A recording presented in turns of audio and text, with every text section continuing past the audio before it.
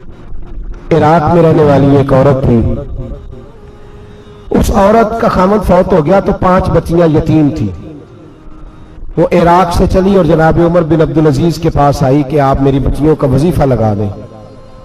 वो कहती है जब मैं पहुंची ना, यहां तो अब तो इस्तकबाल, आना जाना बड़े मामलात है।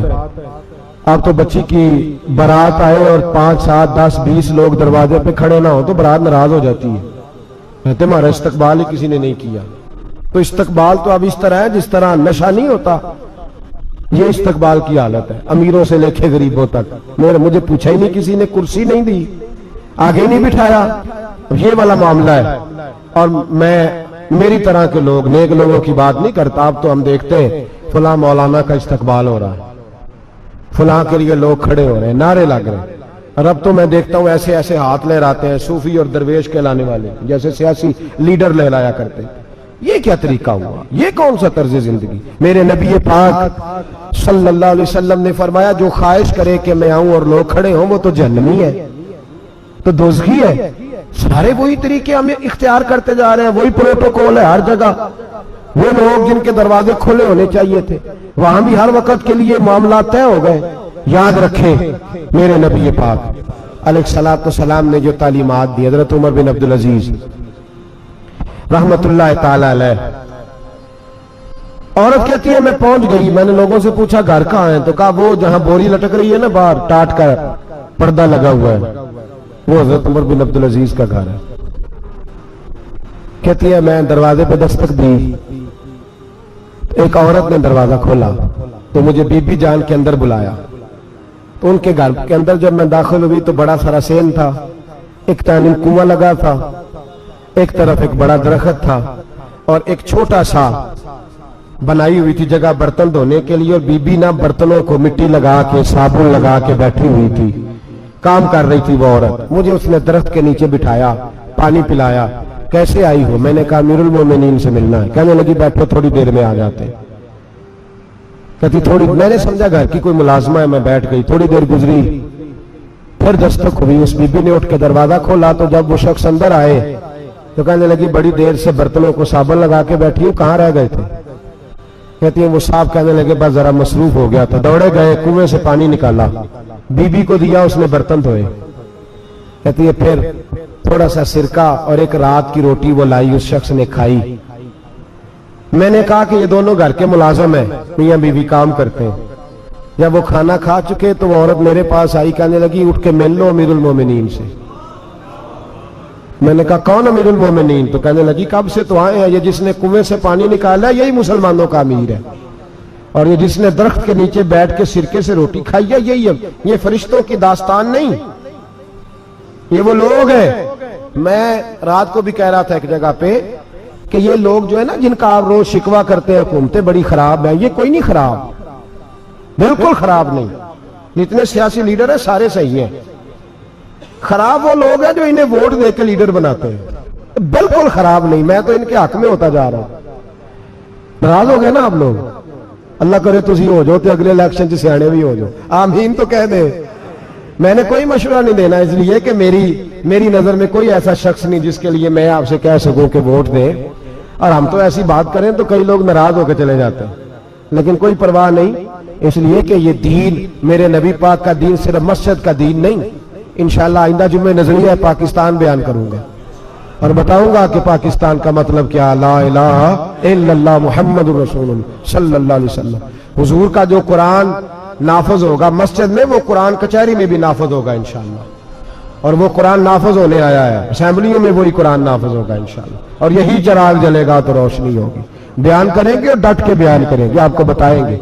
बस जो बात समझा रहा हूं फिल वक्त वो समझे, मुजरम वो नहीं जो बड़ा बन के लूटता है, मुजरम वो है जो उसको सपोर्ट करता है, जिसने उसे बड़ा बनाया है। ये याद रख ले, हमारी कोई बचत नहीं होगी, हमसे पूछा जाएगा।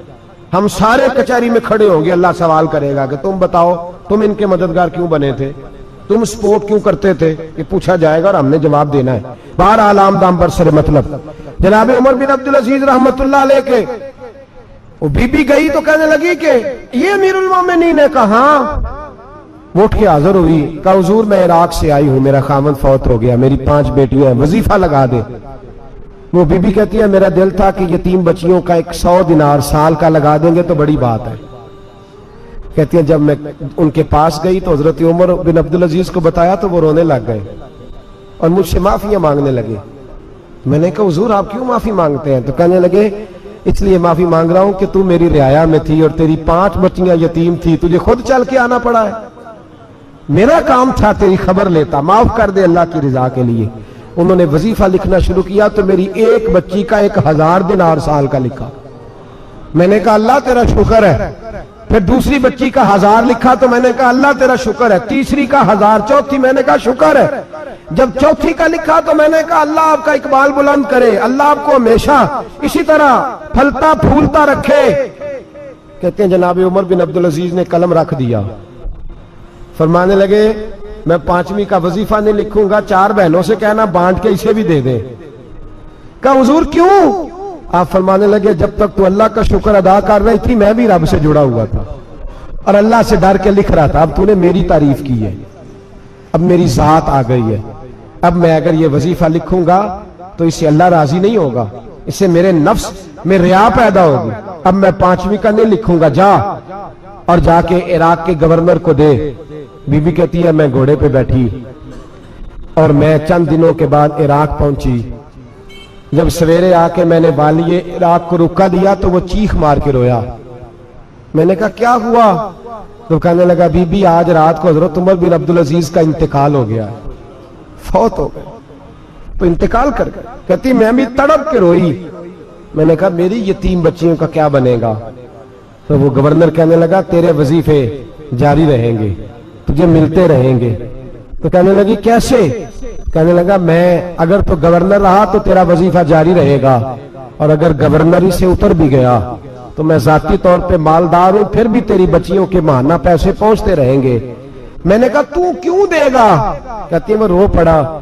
کہنے لگا اگر امیر حضرت عمر بن عبدالعزیز جیسے ہو تو پھر اللہ گورنروں کے دلوں میں بھی رحم ڈال دیا کرتا ہے, پھر میرے جیسے لوگوں کو بھی وہ بدل دیتا ہے. حضرت عمر بن عبدالعزیز گھر آئے, 3 بیٹیاں تھیں. ایک کو آواز دی وہ آئی تو اس نے منہ پہ ہاتھ رکھا ہے, دوسری کو آواز دی وہ آئی تو منہ پہ ہاتھ رکھا ہے, تیسری کو آواز دی تو منہ پہ ہاتھ رکھا ہے. آپ نے اپنی بیوی سے کہا کہ یہ بچیاں منہ پہ ہاتھ کیوں تینوں نے رکھا ہوا ہے, کیا بات ہے؟ تو بی بی رو پڑی, کہنے لگی 4 دن ہو گئے میری بیٹیاں پیاس سے روٹی کھا رہی ہیں. 4 دن ہو گئے, ان کے منہ سے بدبو آتی ہے اس لیے وہ آپ کے سامنے آتی ہیں تو منہ پہ ہاتھ رکھ لیتی ہیں. 4 دنوں سے بی بی رو رہی ہے. حضرت عمر جلال میں آ گئے. آپ فرمانے لگے تو یہ رو رہی ہے, تو روئی ہے, تو نے میرے گھر میں رہ کے اللہ کی ناشکری کی ہے, تو شکر ادا نہیں کرتی کہ 3 وقت پیاز اور روٹی تجھے گھر کی 4 دیواری کے اندر مل جاتا ہے؟ رو رہی ہے. اور میں آ میرے ساتھ باہر نکل, تجھے وہ لوگ دکھاؤں جو جھونپڑیوں میں رہتے ہیں اور مانگ کے کھاتے ہیں.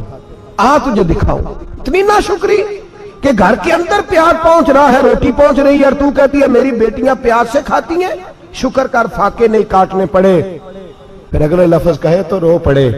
فرمانے لگے میں نے تو مصطفیٰ کے وہ حالات بھی سنے ہیں جس میں کئی دن بی بی فاطمہ نے فاقے کیے. تو گھر کے اندر پیاز پہنچ رہا ہے, تو ابھی بھی سادگی, عاجزی اور قناعت نعمت تھی ان لوگوں کی. ہمارے ہاں روز شکوا ہے, کس بات کا؟ گاڑی کوئی نہیں. روز رونا ہے, کس بات کا؟ بنگلہ کوئی نہیں. روز رونا ہے, کس بات کا؟ بینک بیلنس کوئی نہیں. 10 جوڑے کیوں نہیں عید پہ آئے؟ اور یہ صرف عورتوں کا مسئلہ نہیں, ہمارے اندر بھی یہ بات بدرجہ اولا. ہم روز اپنے آپ کو مسکین کہتے ہیں, غریب کہتے ہیں, لاچار کہتے ہیں, مجبور کہتے ہیں. کبھی دیکھو جو جھونپڑیوں میں رہتے ہیں, کبھی پلٹ کے دیکھو لوگوں کی طرف جو پیدا ہوئے تو آنکھیں کوئی نہیں تھی, ہاتھ کوئی نہیں تھے, پیر کوئی نہیں تھے. وہ دیکھو جو پیدا ہوئے تو سر پہ باپ کا سایہ کوئی نہیں تھا. کیسے کیسے لوگ وقت گزار رہے ہیں. ہم روز آ کے کہتے ہیں کاروبار ٹھنڈا ہو گیا, حالات بڑے خراب ہو گئے, ہم بڑے مجبور. کیا ہو گیا صاحب؟ اللہ کے دن ہے سارے, اللہ کے دن ہے. وصل اچھا ہے نہ فراق اچھا ہے, یار جس حال میں رکھے وہی حال اچھا ہے. بس اپنے آپ کو مطمئن کریں, عاجزی, انکساری, قناعت, سادگی, اس کو اپنی زندگی کا حصہ بنائیں. اللہ دولت سکون عطا کر دے گا. آخر دعوانا ان الحمدللہ رب